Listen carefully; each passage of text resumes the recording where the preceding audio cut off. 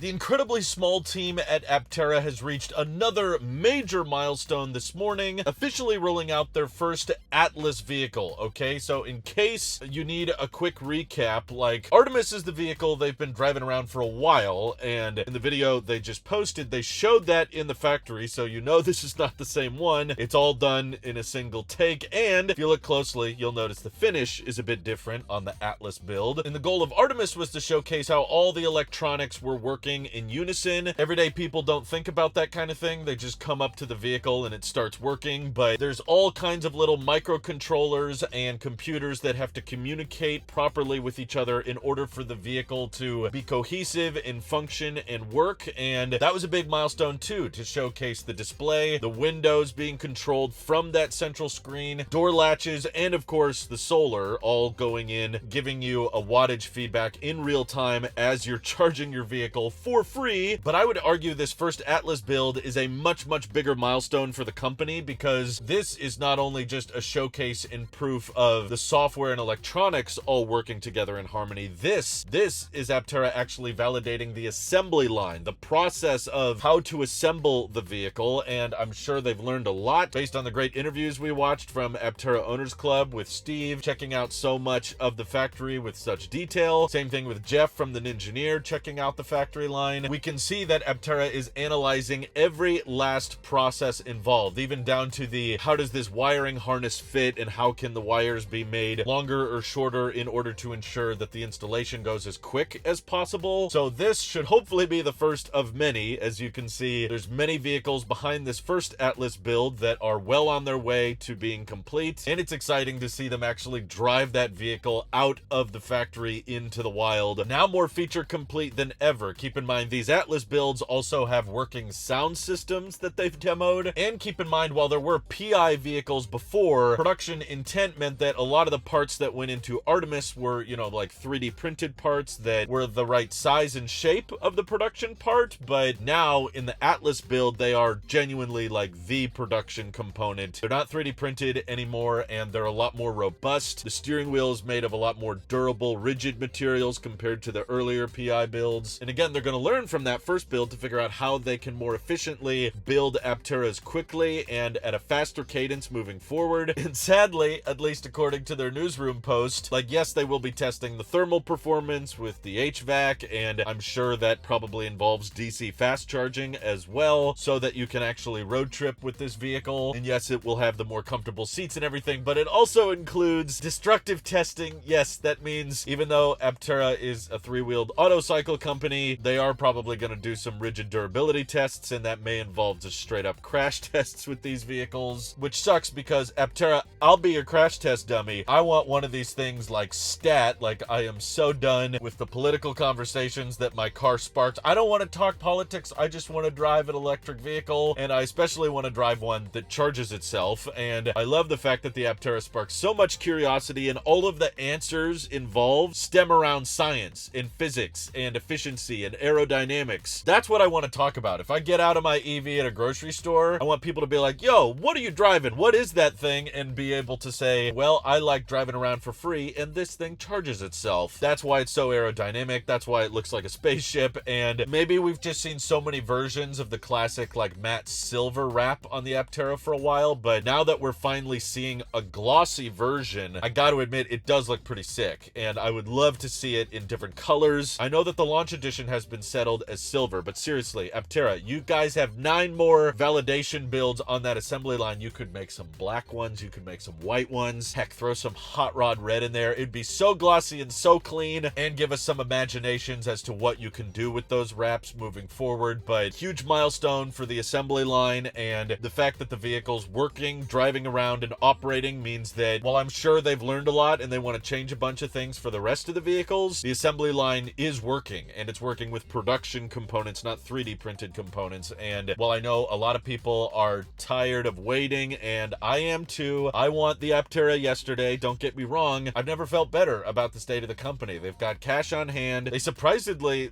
had quite an impressive stock recovery. I mean, it's definitely not back to what it was at IPO, nor is most EV stocks out there, but it's bounced back quite a bit with not as much short interest as you may think. Like, there's more people shorting Lucid and Rivian percentage-wise than within Aptera. So the shorters, at least, are a little bit skeptical of this company, which is quite telling, but I wish them all the best. And I just want to say, from like a guy who's working at an EV startup, I cannot emphasize enough how impressive it is to see a company get to this stage of pre-production where they're validating the assembly line and analyzing how each vehicle goes together, and actually have vehicles rolling out of the factory with a team this small. That's insanely difficult to do. It's insanely complicated. So many variables at play, but it feels like they're tackling all the right ones, and I wish them all the best, and I hope they can start delivering later this year. Thank you to everybody supporting this channel directly. It seriously helps us out a ton, as does just watching these videos. So thanks again. Have an excellent rest of your day.